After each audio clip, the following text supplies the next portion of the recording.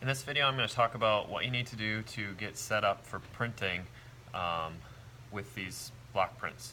So the first thing you need to do is you need to have a color sketch of your final print. Here's my color sketch. The second thing you need to do is you need to number the order of lightness to darkness of all the colors in your print. So 1 will designate the lightest color, 5 will designate the darkest color. On mine, 1 is the light yellow to purple ombre that's in the sky here.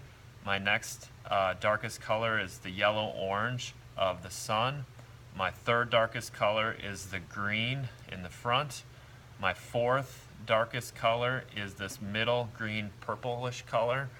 And my final darkest color is going to be this purple in the back here.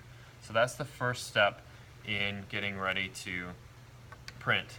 Next, I need to do a sketch that is the right size. So here's my color sketch. Now I'm going to do a sketch that's the same using just pencil that is the size of the printing plate.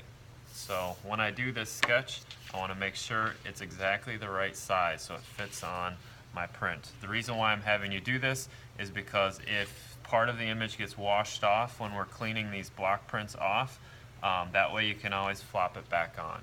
So now I need to get this image onto this surface, so I'm just going to flip it over and flop it right on there, try and line it up as best I can. Then I'm going to take my fingernails. I like to use sort of the tops of my fingernails, the backs of my fingernails I guess you could say, and I just rub in circles. Try not to let that paper move, and this should transfer the pencil by smudging onto the printing plate. Realize you only get one of these plates. I do not have extras. They are kind of expensive, so you have one shot at this, so no pressure. Then I can flip it over and you can see that my image transferred over.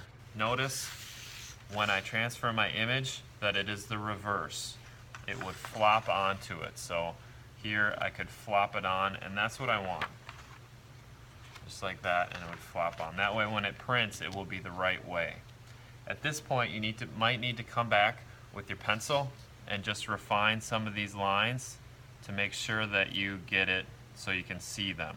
So you might go through with a dark pencil and just go right over it to make sure that you don't wash this pencil off. So I would go around all of these trees in mine to make sure that everything is nice and dark and visible before I start carving. Okay, after this step, I need to get my board prepared. So for this, we are going to use the boards that we use during our drawings, our pencil drawings. So here's the board. I need to get my registration board set up, so I'm going to try and set this in the middle, try and make sure it's pretty close to parallel to the sides. So I got it right in the middle. Then I'm going to take some cardboard. Here's the cardboard slats. There should be a bin with a whole bunch of cardboard slats in it, cut to 2 inches or close to 2 inches. What I need to do is I need to lay these out so that I wedge this block in between the cardboard, and then I'm going to tape the cardboard down. So I've already done that. I've gotten almost all of them cut here. So here's a side right here. Here's 2 other sides. And it should fit really tight. You don't want this to move because this is how your block will line up. I'll just cut the last one here to fit. So I really have this wedged in here. I'll mark where I'm going to cut. Then there's scissors over there. You just take a scissors, try and cut it nice and straight, like that. And then you need to tape it on. You do not want this to move once you have it on here, because if it does, your print might not line up. So I have tape. Here's how you should tape it down. You do not want to tape around the inside where your print is actually sitting. So what I would do to start is I would first tape the corners down really good just to get it started. So I'm taping the corners down on this one, making sure I wedge my block in there as tightly as I can. I'm going to wedge this one as close as I can. It should be difficult to get my print out once I have it wedged in. That's what you want. I'm really smoothing the tape on to make sure that the tape sticks and it doesn't move as I'm printing. So I'm wedging that in there. That looks good. It's on there really tight. Now my next step in taping this is I want to make sure these pieces don't flop out, so I'm just going to put a piece of tape close to the edge to join the 4 slats together so they don't flip out.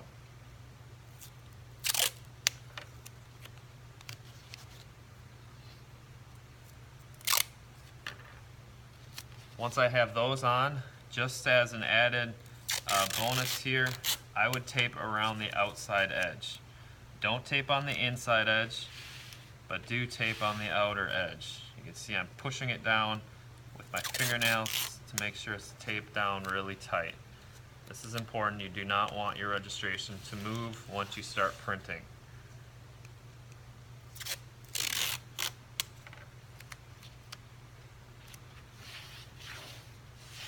So one more piece of tape left.